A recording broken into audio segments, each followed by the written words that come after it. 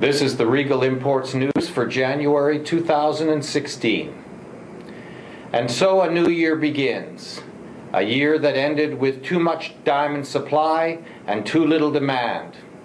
A year that ended with rough prices higher than the resulting polished prices.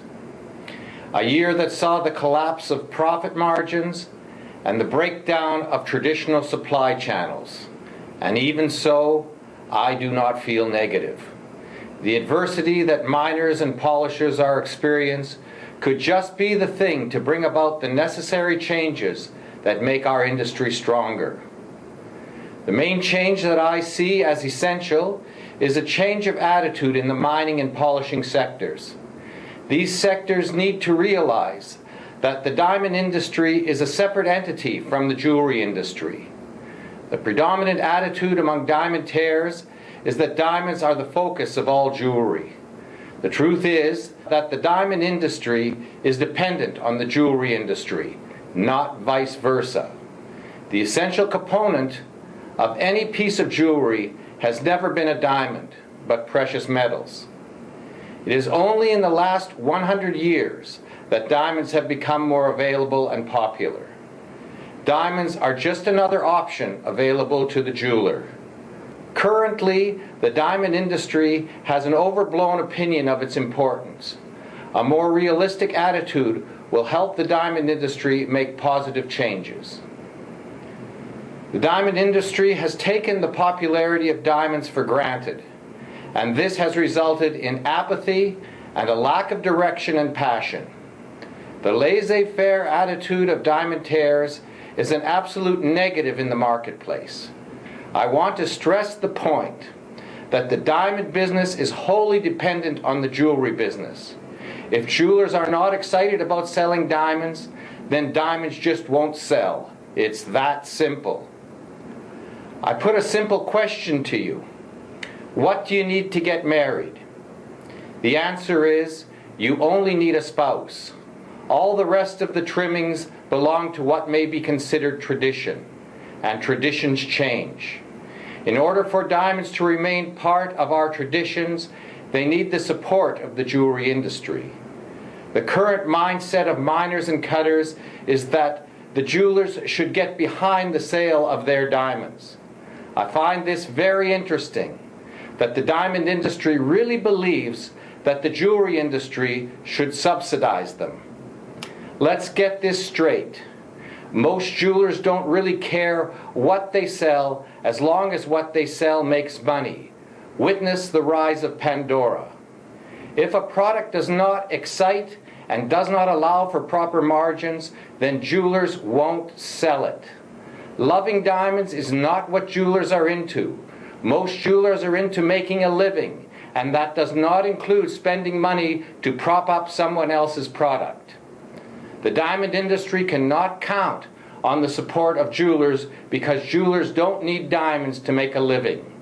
It is up to those who deal in diamonds to defend their livelihood. Where is the value in a diamond purchase?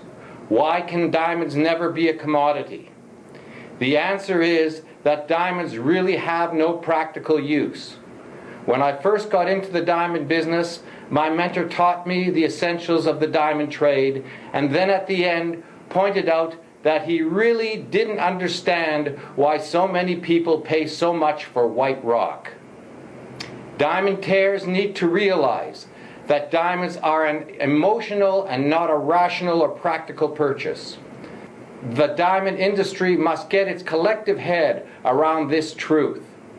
The president of the International Diamond Manufacturers Association recognizes the need to discourage those trying to create an investment market for diamonds, saying, "We can only become successful in marketing our product when all players realize that we are not selling a commodity, but rather a product, the success of which is rooted in the marketing of its emotional value and meaning." The presentation of any luxury product must be impeccable. The diamond industry needs to improve in this area. The diamond business is poorly regulated. There are virtually no controls. There are no police. There are no universal standards, and there is little accountability. It is a wonder that legitimate diamond business can survive. The driving force behind diamonds is profit, and the diamond industry has benefited from some very questionable methods of making profit. I've reported on a multitude of scandals this year, as well as the inability of industry organizations to implement appropriate punitive measures. We all know that signing a code of conduct with no punitive consequences is fruitless. Most of our industry organizations are very proud of their overblown policies that control nothing. In late December, an hour-long expose on the underground banking system operating in the Israeli diamond bourse was broadcast on Israeli television. Here is a quote from the Belgian publication The Diamond Loop. Footage from cameras secretly installed by police and details from a red book showing the names of some of the diamantaires said to have used the bank's services are likely to have made a particularly strong impression on viewers. Amongst the best-known names mentioned are former Bursa President Shmuel Schnitzer and Avi Paz, Schnitzer's former deputy Jacob Katan, Mayor Delumi, Ofer Mizrahi, Asher Gertler, Schnitzer's brother-in-law, the Polygem, Royal Gem, and A.A. Rachmanoff firms, LLD, which belongs to Lev Levayev, Benny Steinmetz, and the newly elected president of the Israeli diamond bourse, Yoram Dvash. Apparently, this underground bank laundered about $64 million annually, with a total business of $250 million. There are reports of two other banks operating within the Israeli diamond bourse. These other banks are said to be working with larger turnovers than the illegal bank exposed in this documentary. 2015 has been a difficult year for the diamond mining and manufacturing. The obvious reasons for this are that industry did not anticipate how much the corruption crackdown in China would affect polished diamond sales. The strength of the US dollar has also accounted for a fear of restocking.